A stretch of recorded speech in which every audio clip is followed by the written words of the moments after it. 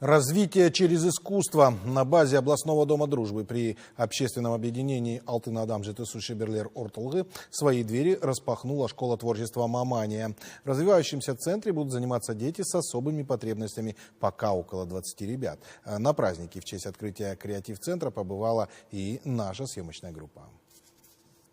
Малыши с интересом учатся рисовать на песке. Занятие не только увлекательное, но и полезное. Такая работа помогает развивать мелкую моторику, отмечают специалисты, а значит и в целом положительно сказывается на развитии детей, их адаптации. Идею общества «Алтын адам жетысуши бирлер орталыгы» открыть развивающий центр с воодушевлением поддержали в областной ассамблее народа Казахстана, в связи с чем с обществом казахской культуры, обычаев и традиций был подписан меморандум о сотрудничестве.